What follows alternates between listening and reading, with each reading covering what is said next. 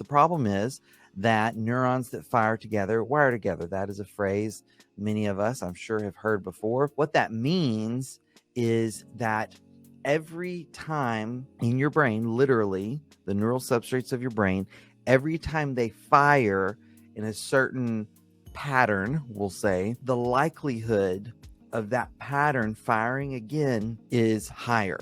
Now, the exception to this is when we do something and there's an immediate sort of traumatic response in which we can learn to not do it again. Okay, so sometimes that happens, but that is actually, if you just look at sheer percentages, that is a very, very, very, very, very small percent of the time. Think about how many things you do through the day.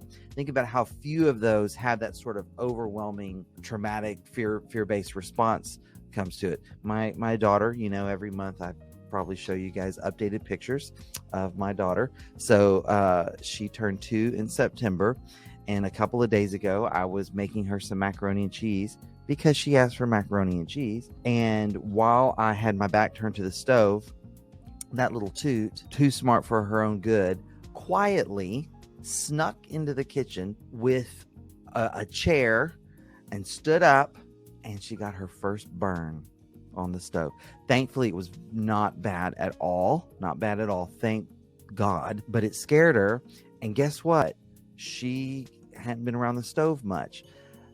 That's the exception, though. Most of the time, every time we do something, we're more likely to do it again. This is really important when it comes to healing from addictions and healing from betrayal trauma. It's important to understand this. Every time I act on my addiction, it makes it more likely I will act on that addiction in the future. One of the cognitive distortions that a lot of addicts tell themselves is, one more time won't matter. I'll do it just one more time. What's one more time? It's not hurting anybody. Oh, it's hurting you. If the behavior in any way is hurting you, one more time makes it more likely for you to do it again.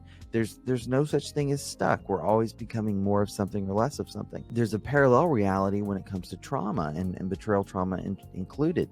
Every time those trauma-induced pathways fire, you get triggered, you have a reaction, you're more likely to get triggered and have a reaction again, unless we interrupt the process. So there's application here for both the one who is seeking to recover from addiction and from the one who's seeking to heal from betrayal. And so we have to face this reality that every time we believe something, think something, feel something, desire something, or do behaviorally act on something, we're more likely to believe, think, feel, desire, or act in that way again. So that's the problem. Neurons that fire together wire together.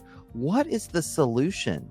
Well, the solution is that neurons that fire together wire together. The solution is that we can actually, with intention, effort, and focus, create new experiences of believing, thinking, feeling, desiring, and acting. And through those new experiences, we can start allowing the old neural pathways to weaken in connection and strengthen the connectivity of the new neural pathways that we're desiring.